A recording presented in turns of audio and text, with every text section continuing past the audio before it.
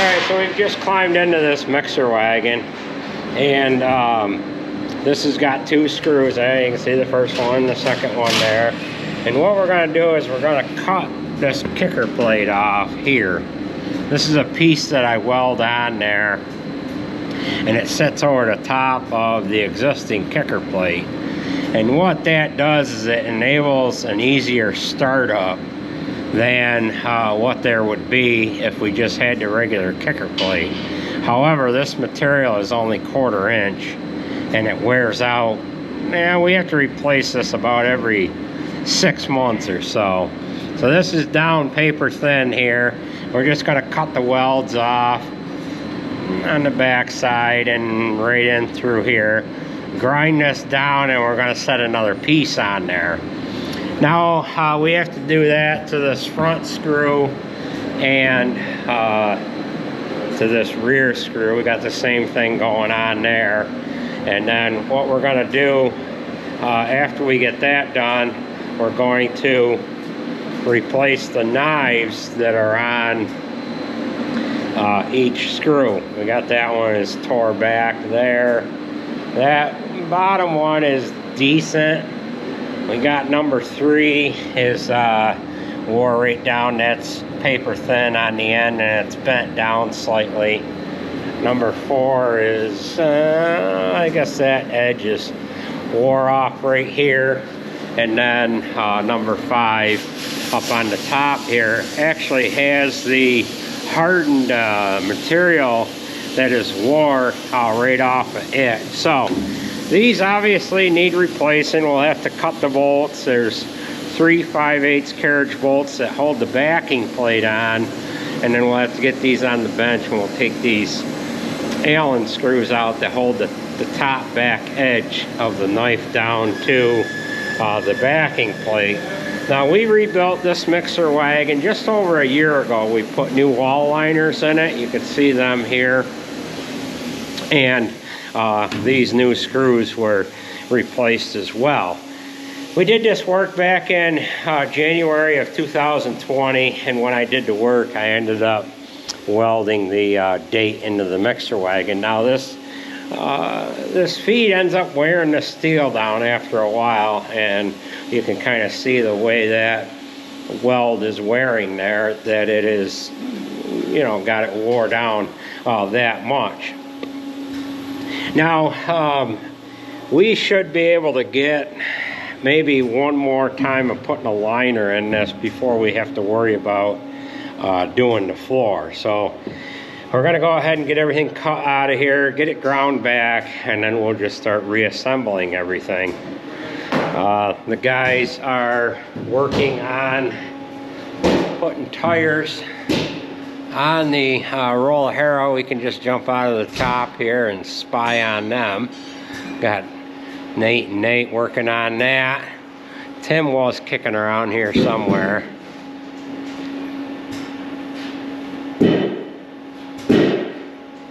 All right.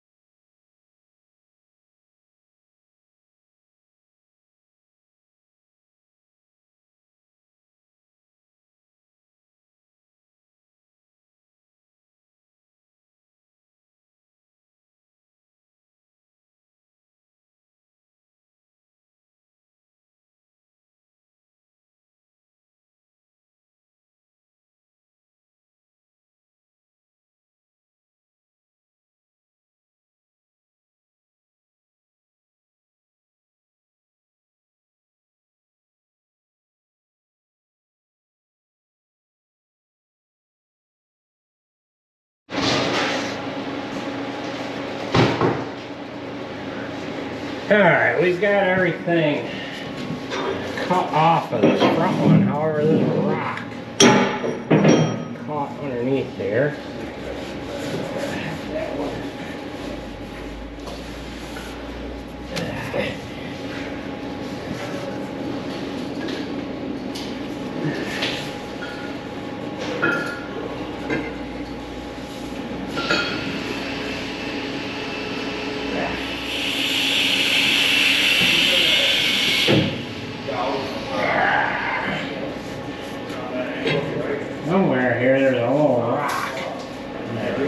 out of there. Right here. So that's been underneath there for a while. There's that. Alright, so we got this cut off. I've got the knives all removed on the front one.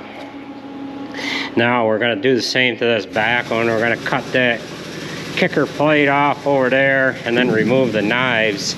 I can't get the impact to the bottom three, so I have to cut those, and I can use the impact on the top two. And we got a rock caught right there as well, so we might as well kick that out.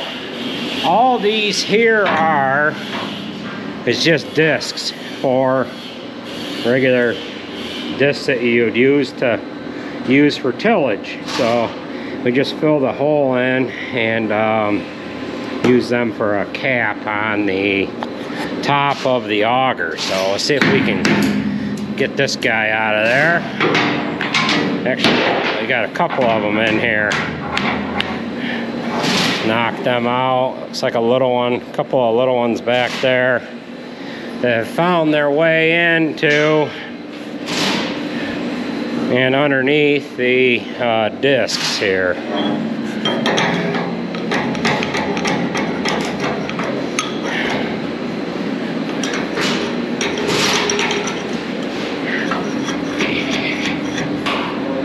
Alright, clean that out.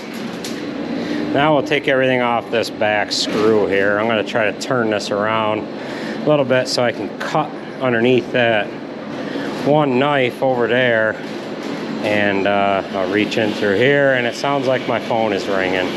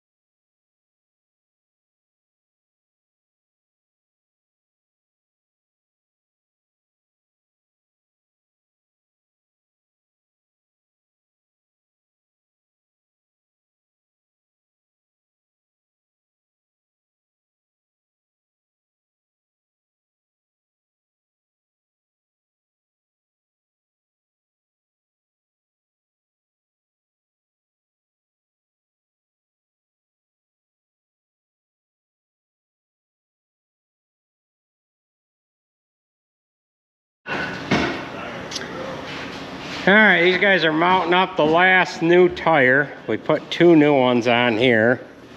They had a wore out one on the inside of the left and the inside of the right. What they did is they swapped the outside one over there and put it with this one so that we could have both used ones on this side and both new ones on that side, just so that the new tires weren't carrying a majority of the weight because of them being a little larger in diameter. Now we've got our pieces all taken out of the mixer. Here is the kicker plates here, and they're rather thin. We'll show you what we're going to put on there. For new stuff, it's just 1/4 inch material. It's the hardened plate that came off of the walls. And then we've got to take all these set screws out of our backing plates. And we've got a pile of new blades on the bench here. And Kerr, he's mounting up the front tires for the 40/20, and Jared has discovered some problems here with the merger. It's got a crack in the frame here, the hitch, and in this part of the hitch, this is the oil reservoir, and he noticed that it was leaking a little bit right here. So he had to drain the oil. He's got that V'd out, and now he's going to just weld, put a big bead of weld on there, and hopefully that will get things sealed up. How much oil did you have in there? Wow, look at it all. So we've got 1, 2, 3, 4, 5, 6, 7, 8, 9, 10, 11, 12, 13, and that yeah, 13. That yellow one doesn't have anything in it. And 14 is filling right now, so almost 60 gallons, 70 gallons, right? Yeah, 70, almost 70 gallons in that unit there. So just watch out for your wire harness there, bub. You probably better take that loom off, Jared, and get that wire right out of there.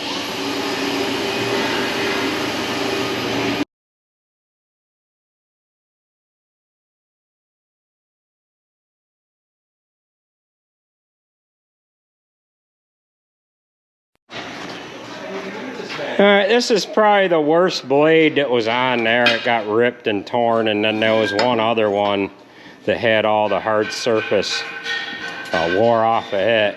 Here is a new one here, and believe it or not, these old ones are actually sharper than the new ones. Now, this mixer wagon here, I kind of wish that I did somewhat of a video on it, but back when we put springs in truck number 6, pulled the springs out, we were working on something else. There was a lot of scrap metal kicking around the shop, and I had the guys picking up scrap metal from here and there and going from one door to the other. And it was actually when we were working on the 624 payloader. So the guys went out with one bucket load, they dumped it on the scrap truck, and then they came back in to get another bucket load. And there was a set of springs still in the payloader bucket, and what had happened was when he dumped it in the truck, the springs came out of the bucket and they came against the cutting edge bolts, and they didn't actually go in the truck. And it was going to snow that night, so his next bucket load, when he come in, that's when I noticed it. And he took out more scrap metal. I said, you have to make sure the bucket is empty when you park that payload so we can feed with it the next day. He said, yeah, all right, I got it, whatever. So I said, when you go up to park that payloader, pile the haylage up so that if it snows, the snow doesn't get on all the piles. So the next morning, I didn't think nothing of it. I was feeding in the heifer barn. It was heifer haylage that he pushed up in a pile. And I could see down in the middle of barn 9, there was something laying in the feed alley, but I didn't think nothing of it. And I don't know, was it you, Tim, or was it Lukens? Lukens spotted it. Yeah. So Lukens, he calls up one of the guys down in the shop and says, hey, can you bring the telehandler up? There's a set of leaf springs in the feed alley. So that spring pack ended up going through this red mixer and came out and didn't do, well, I shouldn't say it didn't do any damage to it. It did probably rip this knife up here. So if anybody wants to know how rugged these Supreme mixer wagons are, you can process scrap metal in them, believe it or not. I wouldn't advise doing that, but you can do that. That spring pack had to be probably 300-400 pounds. They're about, well, the spring pack was about this tall. It's a set of springs that go in a 10-wheeler. You guys know what that looks like. So we're going to back this one out, we're going to pull the other one in, and we're going to do the same thing with that one. We're going to take all the knives out of it, cut the kicker plates out, and install everything new. These knives, in order to replace them in the mixer wagon, the knives with the hardware is right around $1,400. And that's not too bad. It might sound kind of expensive, but the last time we replaced the knives in this was when I rebuilt the mixer, which was just over a year ago. So about $100 a month it costs to change out the knives or run knives in the mixer wagon. So let's roll this one out, boys. All right? Oh, yeah. All right. Yeah.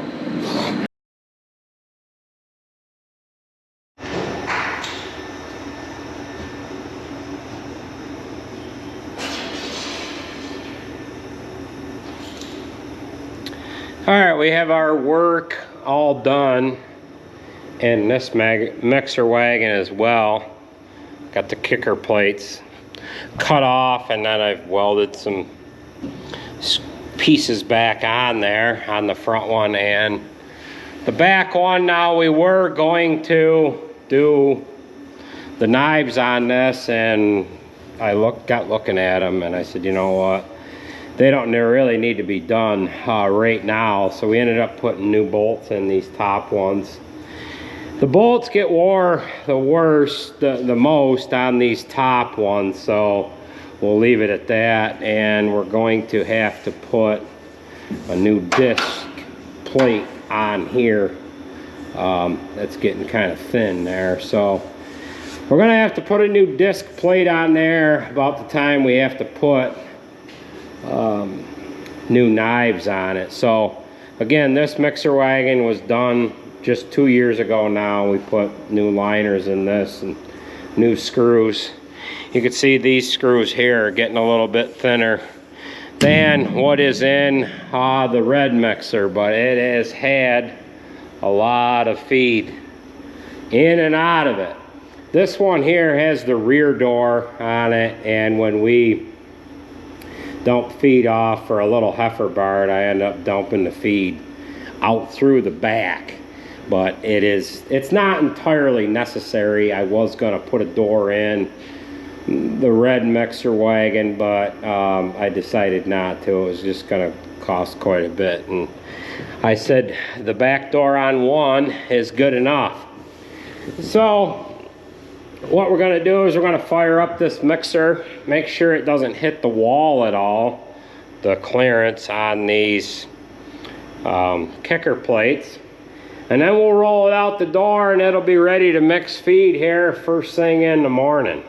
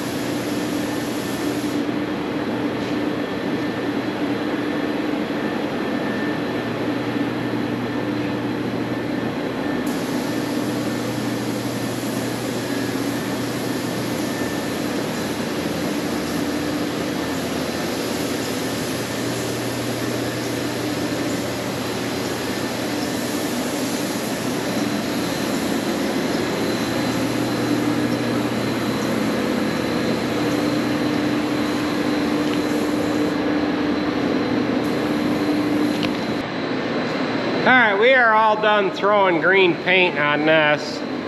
Got all the panels painted, the tractor, the front weights. We did the yellows the other day. The wheel weights are on the floor there. We wheeled the rims outside. We just wheeled them in here now. And we got the fenders over on the gantry here. So we've got all the greens done, and now we just got to start putting the yellow with the green. So how'd you like painting? Yeah. So once it starts coming together here, it'll look a little different. As you can see, we left the clutch and brake pedals on there. I know quite a few of you messaged me and said, hey, I've found a clutch pedal and brake pedals, but we're just gonna leave them on there. A couple of you have also said, you know, you could build the pedal up with weld, but that just looks like crap. So we're just gonna leave her smooth like that. So that's gonna do her, folks. We'll be coming back at you as this thing starts to go together here. And we'll let the paint set for a couple of days before we get right after it. But that's what it is. So, thanks for watching. And we'll catch you at the next video.